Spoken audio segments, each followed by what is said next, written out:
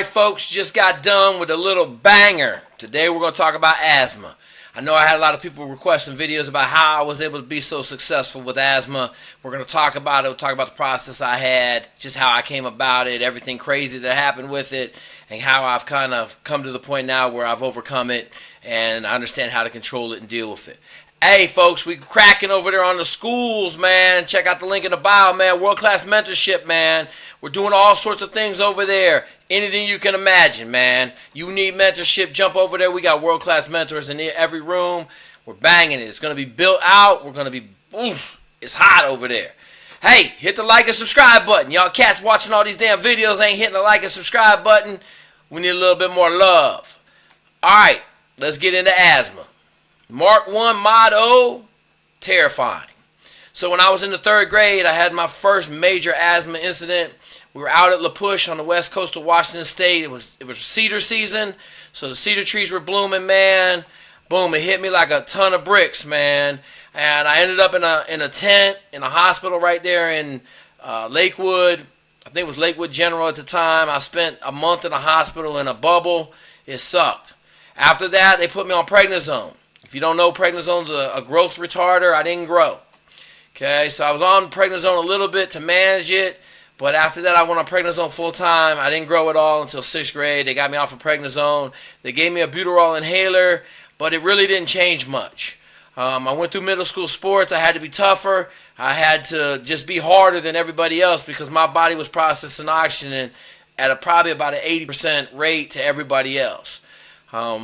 I got into high school. I had that rough wrestling season my freshman year. I decided I was going to start running every day. That really helped me out asthma-wise.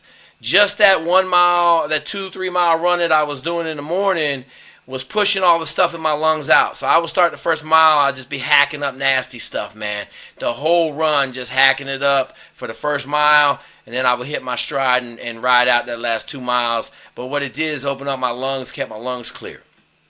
So that was really pretty much my management system all the way through high school. I got to the Naval Academy. I decided I wasn't going to run as a freshman.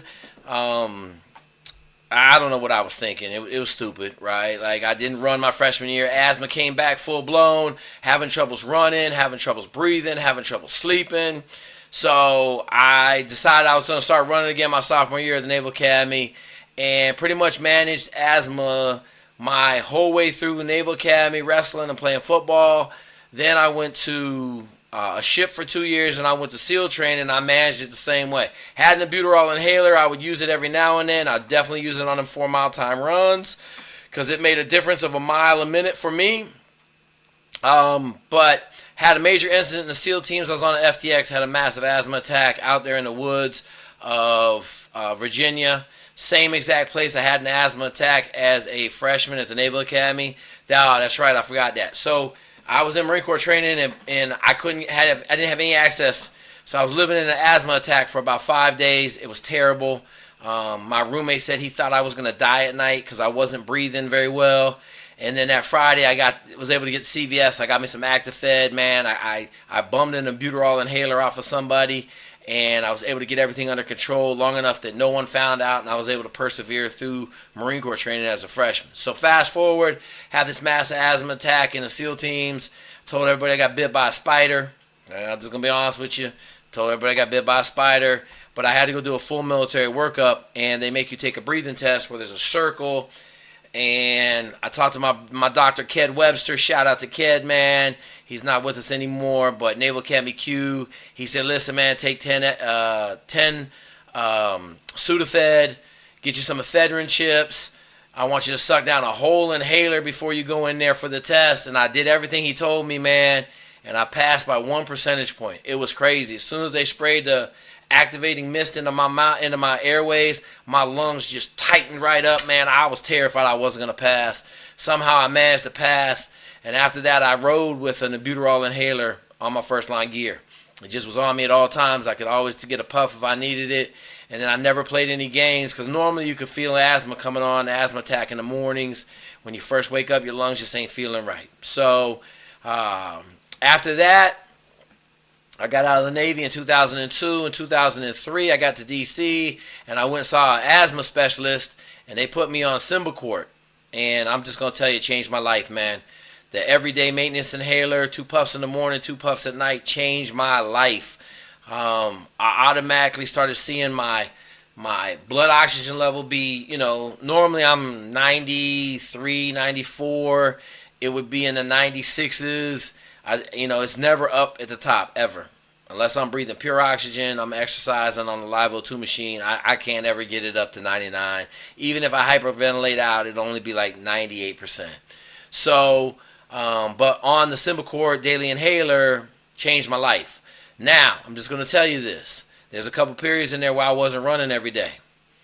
It didn't work out well for the kid. So, I pretty much been running since the 9th grade. If I don't run, my lungs don't get cleaned out, I don't do well. That's kind of my synopsis on asthma.